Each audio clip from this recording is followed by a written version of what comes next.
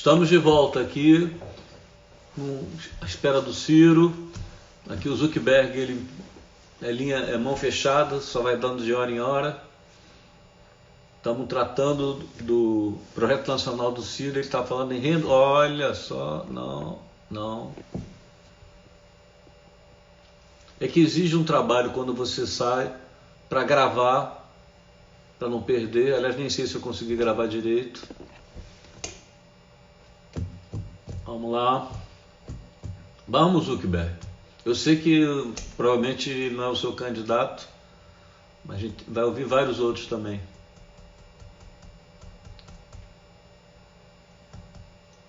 Alô, Ciro.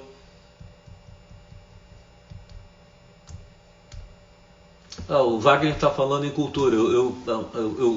Na reindustrialização, quero saber da questão da economia produtiva.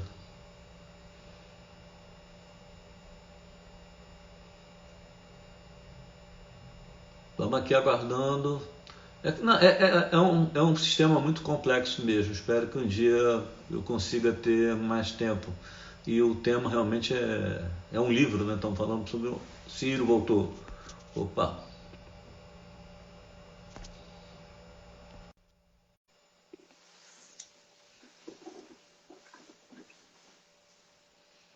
Conectando. Chegamos. Opa, voltamos. Estamos na reindustrialização. Você conclui, está Então, falando do agronegócio. Eu só quero explicar mais, se eu ficar chato, você fala, porque eu me sinto meio obrigado a explicar as coisas para não parecer que é fácil, né? Não, mas assim, o complexo... eu falei que é uma dificuldade a gente fazer uma live sobre um programa de governo, né? Mas assim, é original porque foi muito estudado com muitas cabeças. Então, o complexo industrial da saúde é uma obviedade que a pandemia tornou evidente, né? O complexo industrial do agronegócio, o maior agronegócio do mundo, compra do estrangeiro. E para depois de colher, o máximo de agregação de valor hoje é esmagamento de soja que está entregue a duas multinacionais.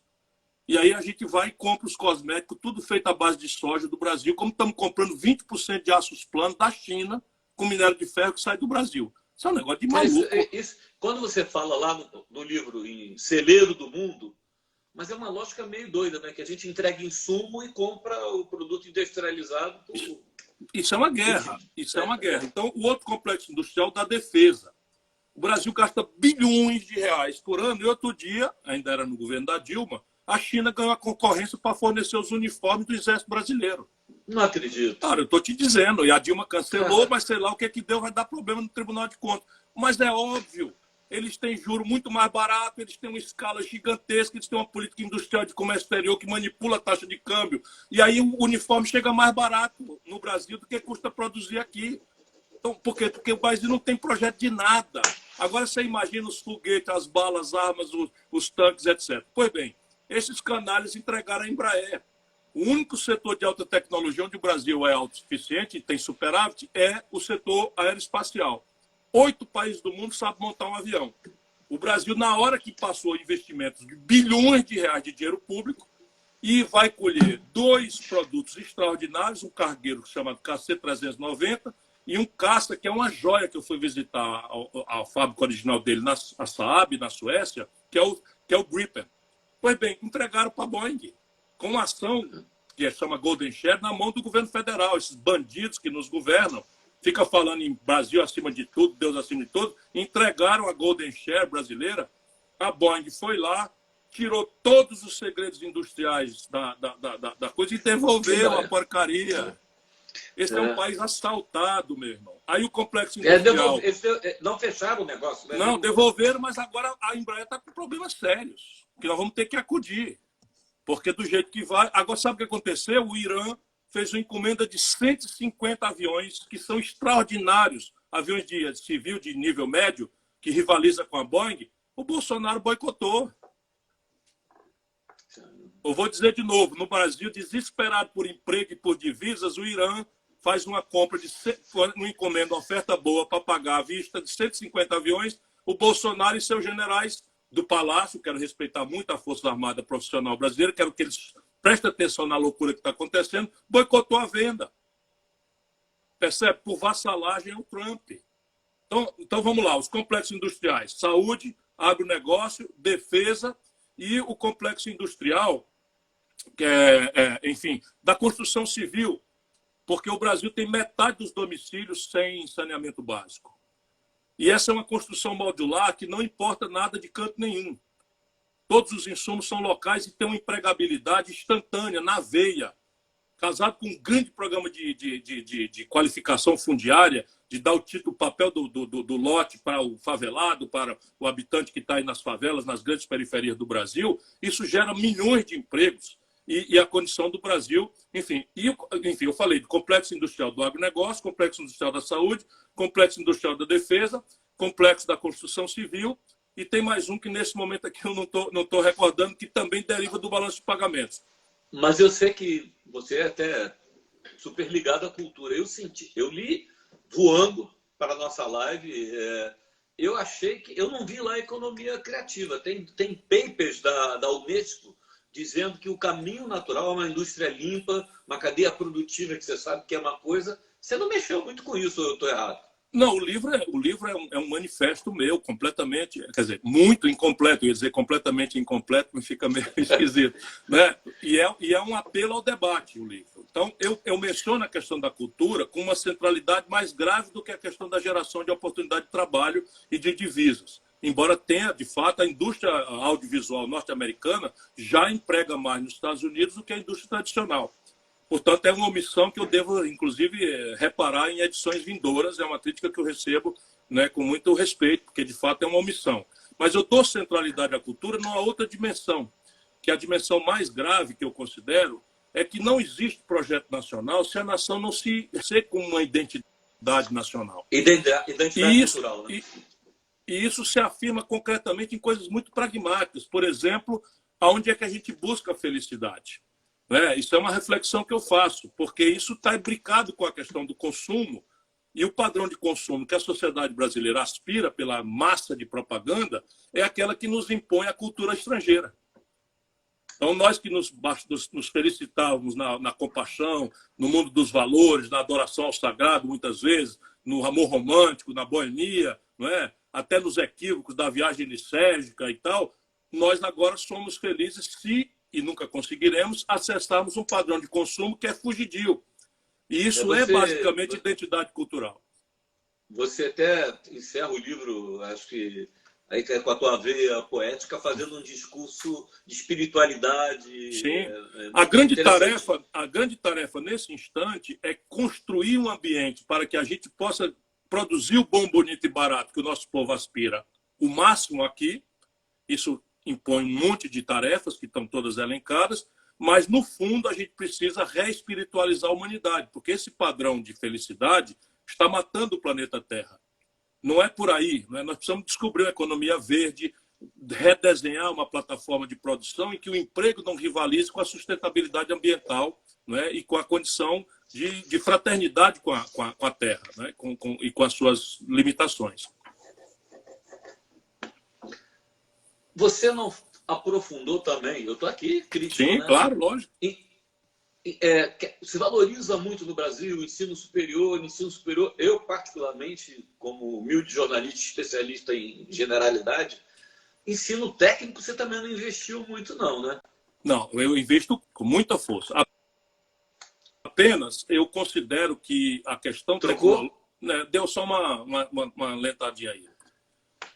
Voltamos. Eu senti falta de... Eu lhe ouvi bem, você tá? Eu lhe ouvi bem. Eu senti falta, que eu particularmente acho dramático, como o Brasil não... Você tem a coisa do diploma superior e não se investe no ensino técnico. Eu senti um pouquinho de falta ali também. Não, mas tem. Eu não dou centralidade, porque esse ensino técnico é muito importante, mas a centralidade grave no Brasil hoje é um fast track, é acelerar a nossa capacidade de desenvolver a sofisticação tecnológica que escolhemos para nós, né? Numa nova e complicadíssima divisão internacional do trabalho, que já não é nenhuma questão internacional. Eu cito uma referência, por exemplo, que um funcionário do Google, não é, fica dormindo numa rede, joga ping-pong, tem uma máquina de cerveja, não é, para ter um insight ali por mês e gerar bilhões de reais no algoritmo que ele ajude a desenvolver. E ele desce e vai comer um cheeseburger numa loja do McDonald's, atendido por um migrante mexicano, ilegal, que está ali em condição semi-escrava. Então, não é mais nem sequer um problema internacional, sendo gravíssima. É um problema da disruptura, em que eu advogo, inclusive, um conjunto de novas instituições, isso é que eu afirmo ser moderno de esquerda, que é você ter um conjunto de instituições novas que forcem a mão desse extraordinário ganho de produtividade que as tecnologias disruptivas estão impondo ao mundo para o conjunto da classe trabalhadora que ficará órfã do trabalho tal como o conhecemos no século XX. Isso impõe, inclusive, um debate sobre renda mínima, que, oportunamente, se quiser, nós podemos refletir. Porém, a questão da educação, para mim, no Brasil, é que ela está indo por etapas. Então, veja, a oferta do ensino básico no Brasil hoje universalizou-se. Então, o problema aí é qualidade, é o paradigma pedagógico, né? E a pré-escola. Eu dou ênfase a isso. O ensino médio no Brasil, a grande questão ainda é a retenção do aluno. É uma evasão muito grande, né? 60%. 60%. E eu proponho um modelo de escola que tem que ser aquela que a gente faz aqui no Ceará. Em tempo integral, profissionalizante, com o cidadão saindo para o estágio da empresa, remunerado pelo governo. Nós já fazemos isso para 41% dos estudantes de nível médio do Ceará e a evasão cai para perto de zero. Agora, a grande tarefa no Brasil é a questão do fluxo para a universidade. Porque você vê o seguinte, mesmo com essa evasão, nós temos um drama grave no Brasil de falta de oportunidade. O Enem é uma destruição de inteligências, né? O vestibular é uma coisa selvagem, porque você tem ali um filtro e nós fizemos o quê? Privatizamos a demanda. Distraímos aí o petismo com a história de não privatizar as universidades federais, que nunca esteve em cogitação, e o Fernando Henrique privatizou, mais o Lula privatizar a demanda. Como é que pode ser no Brasil e não na Alemanha ou nos Estados Unidos a sede dos maiores conglomerados de educação do planeta Terra? Tudo com dinheiro público. Então, a minha grande preocupação é a questão técnico-científica e eu dou mais ênfase mesmo ao ensino universitário. Mas isso, se tiver, eu vou dar uma olhada, eu não quero desconsiderar a importância do ensino médio profissionalizante, porque é a nossa prática aqui no Ceará. O que que se precisa é muito mais de auxiliar de enfermagem do que de médico. O carpinteiro é uma profissão nova, eletricista. Conferir. Cuidado, não sei, cuidado com essas versões ultra-urbanas, zona sul do Rio, né? A conferir, porque, repare, um país que importa de Cuba médico para a questão básica, que é a atenção básica de saúde, tem uma distorção na formação. Então, você está correto, nós precisamos de nível médio, mas o nível médio aqui não é esse, o nível médio é o da mecatrônica, é o da robótica, sabe? São dessas tarefas aí mais qualificadoras e mais enriquecedoras do que essas outras que tem no Senac, não sei o quê, tem muitas alternativas de preparação de trabalhadores de nível médio com, né, sabe, assistente eletricista. Eu não estou diminuindo a importância de ninguém, o trabalho decente é digno para qualquer um. Mas a nossa escola aqui, ela oferece uma plataforma de outras qualificações conectadas com o terceiro milênio, com essas novas práticas produtivas que nós precisamos fazer, né? Bom, eu tenho mais uma pergunta, e aí é uma levantada de bola aí para você. Meio ambiente, porque toda essa reindustrialização, agronegócio e tal, como é que você concilia uma retomada de desenvolvimento com agropecuária destruindo tudo, a Amazônia? Como é que é essa fórmula de crescer preservando o meio ambiente? Nós precisamos chamar esse debate de maneira que ele seja holista, né? Isso é uma palavra de um acadêmico, não é uma palavra muito de um militante político. Ou seja, o que é que eu quero dizer? Não é razoável que um debate brasileiro, como no mundo, esteja tão fragmentado de uma forma tal que, em muitos assuntos, nós não temos mais coerência nem metodologia para discutir as coisas. Como a política, como a abstração está se desmoralizando, o esquerdismo marxista-leninista desmoralizou-se, e o sentimento genuíno de solidariedade das pessoas com as outras que está no campo progressista, as pessoas estão indo nessa linha da propaganda americana, de um hiperidentitarismo cuja soma correta de interesses não dá o interesse nacional. Não é que não sejam todos de interesse nacional, são todos. Mas o interesse nacional ainda está na velha luta de classe. Como a gente superar a desigualdade, a miséria, a pobreza embora olhando os diversos cortes, né? Étnico, né? De renda, de gênero, né? A violência contra a comunidade LGBTQI no Brasil é a maior do mundo nos relatórios da ONU. Nós temos que ter um olhar para isso. As mulheres ganham 76% de salário que o homem ganha pelo mesmo trabalho. Temos que ter um olhar para isso. Então, os negros são 70% da população carcerária no Brasil. São também 70% das pessoas mortas pela polícia no Brasil, que foram 20 mil nos últimos 12 meses. Isso não tem lugar no mundo, portanto, tem que ter um olhar para isso. Ok, eu tenho um olhar para isso. Porém, a grande estratégia brasileira tem que considerar tudo isso, mas a tarefa é superar a desigualdade, a miséria, a pobreza por todos os seus âmbitos. E aí uma das grandes questões que não pode mais é a discussão falsa entre atividade econômica e meio ambiente. Meio ambiente. Não pode acontecer. Porque no Brasil é assim, tem a turma que não pode deixar faltar energia. Porque nós estamos falando aqui porque tem energia. A gente chega em casa, liga o interruptor, tem energia. Liga a internet, tem energia. A gente não cogita que aquilo alguém produziu. Aquilo foi gerado em algum lugar com sequelas no meio ambiente. Que podem e devem ser minimizadas ao máximo. Mas nós temos que considerar que temos que oferecer energia módica, né, para o conjunto da sociedade. E fazê-lo de uma forma ambientalmente sustentável. Isso então obriga... Mas aí quem no Brasil é ocupado de gerar energia é do mal. E tem a turma preocupada com as populações ribeirinhas, que muitas vezes são vitimizadas mesmo. Eu sou aliado, né, de todos eles e tal. Tenho muitos amigos nesses movimentos todos. Mas é preciso vir para cá e discutir como fazer. E não que não vai fazer, não, mas a célula de hidrogênio, tá bem, você faz essa discussão. Agora, e o custo? E a modicidade tarifária para a favela ter direito a ligar um computador também, que a gente sonha em universalizar o acesso banda larga da internet para todo mundo, sei o que não tem ciência e tecnologia. Hoje, agora, nós estamos vendo a desigualdade. A meninada rica ou da classe média está tendo aula remota, meu filho, né? E o povão não tem, porque a internet é porcaria. Vendem 50 mega e entregam 2. Enfim, essa desastre que a gente já comentou aqui. Portanto, o que eu proponho? Eu proponho transformar em coisa prática o conceito de desenvolvimento sustentável. Na questão da Amazônia, eu demonstro que a floresta vale mais economicamente em pé do que derrubada. Por quê? Porque ali está o princípio de uma nova farmácia, de uma biotecnologia extraordinariamente enriquecedora. Não é? O manejo dos saberes tradicionais estão na base de uma bioquímica que os americanos estão pirateando, os alemães, os italianos, os franceses estão pirateando do Brasil. Nós precisamos criar condição estrutural para que a floresta gere muitas oportunidades de trabalho para o povo que vive numa condição ali de 3 malária por vida. É difícil. Eu conheço a Amazônia como a palma da minha mão. Né? E quase nenhum candidato sabe onde é que fica Tabatinga, a cabeça do cachorro. Né? Eu conheço 18 dos 22 municípios do Acre. Né? Conheço tudo. Conheço isso aí tudinho. E sei bastante bem que eles têm uma zanga com o ambientalismo retórico, porque parece que desconsideram o viver deles.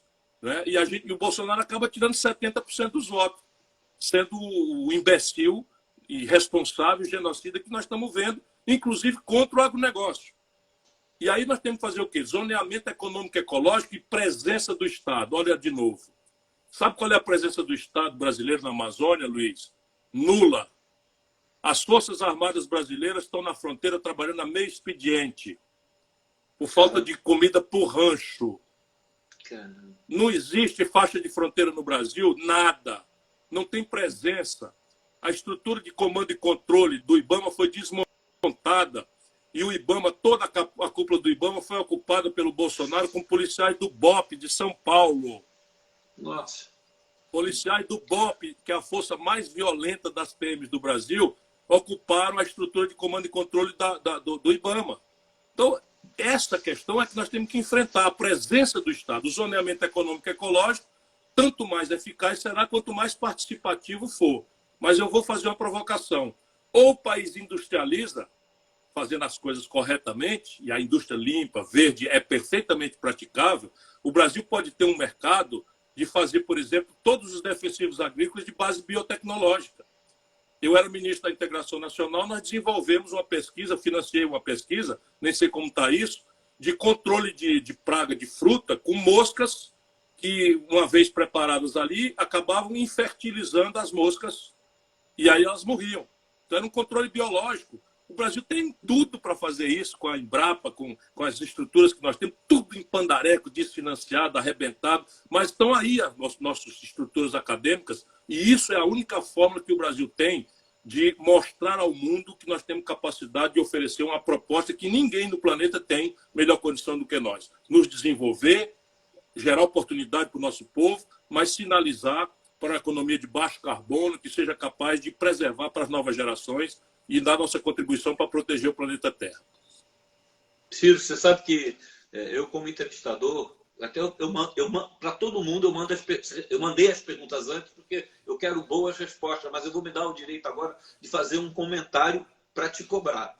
Eu, como testemunha, repórter político de anos, o Brasil tem uma característica estranhíssima, que saiu de uma ditadura, teve a abertura lenta, gradual, que permite hoje no Congresso ter torturador do lado de torturado. Não estou falando em revanchismo nem anistia, mas mudou o regime sem mudar o sistema.